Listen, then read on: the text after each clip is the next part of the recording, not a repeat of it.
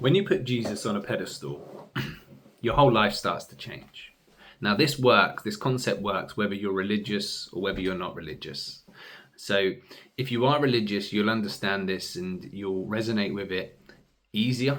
But if you're not religious, it will work in exactly the same way. You just need to take a bit of time to understand it a bit more. So when you put Jesus on a pedestal, what it does is it puts one person on a pedestal who was the perfect being. Now, like I say, even if you're not religious and you don't want to consider that Jesus was a real person who actually existed, then you can still consider him as an icon, as an avatar, as a depiction of the perfect being, someone who was completely selfless, someone who dedicated his whole life for other people and in fact died for other people and never sinned.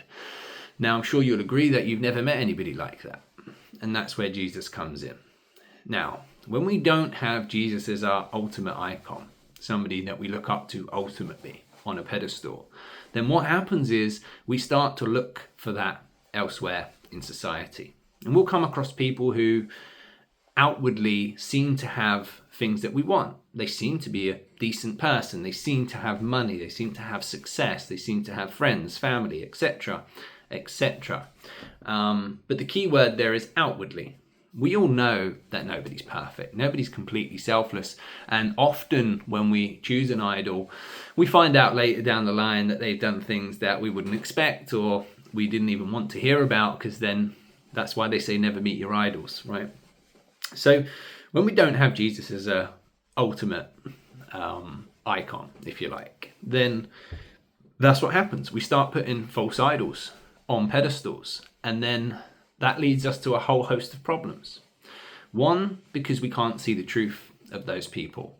But two, because we then start to judge and compare ourselves and others based on this false mirage we have of somebody we've put on the pedestal. And that leads us to problems in our own lives, because we will start to consider ourselves not as good as the other person.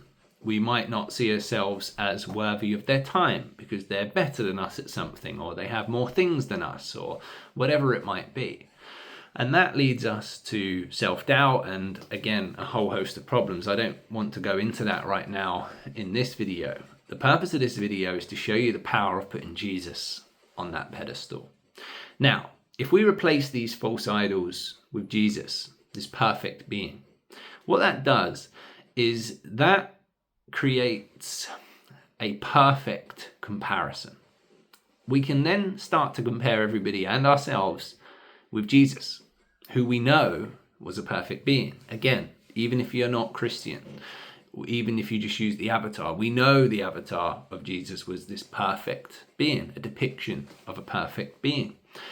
And what that acts as for us is a mirror.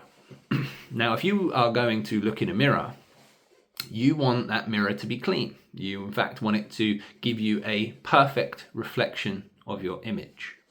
Now, when we have a false idol on the pedestal and we can only see what they portray outwardly, then what we have is a dirty mirror, a mirror which has blemishes and smears and dust. And therefore, we don't get a true reflection of ourselves.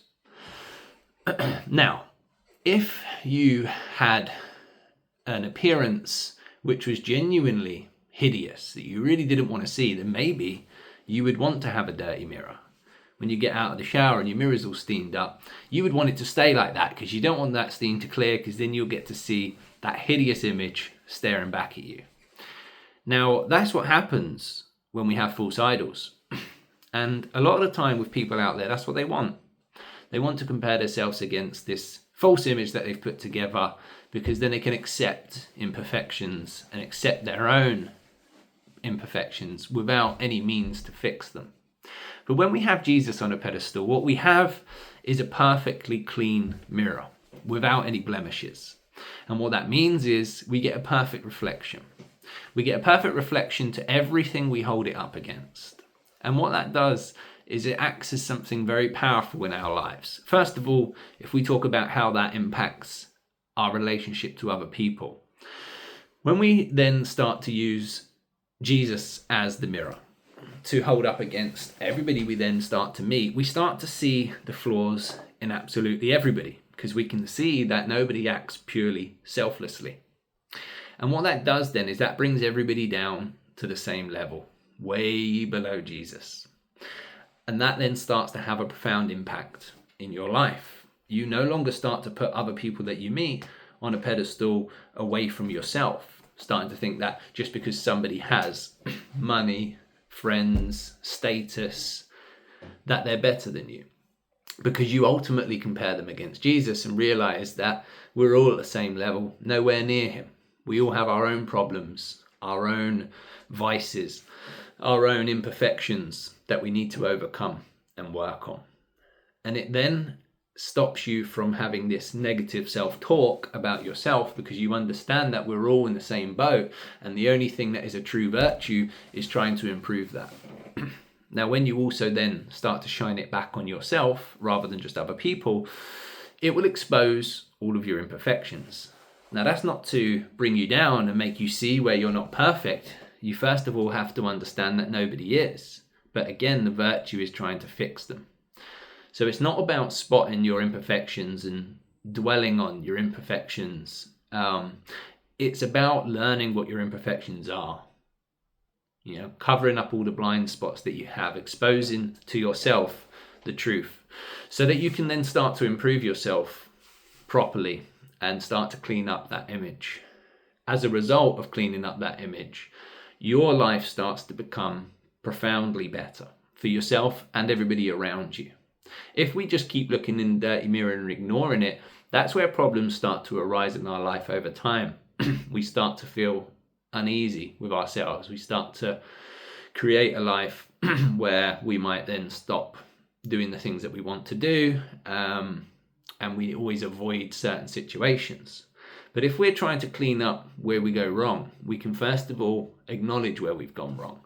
But we can only do that when we have Jesus on a pedestal, acting as our unblemished mirror.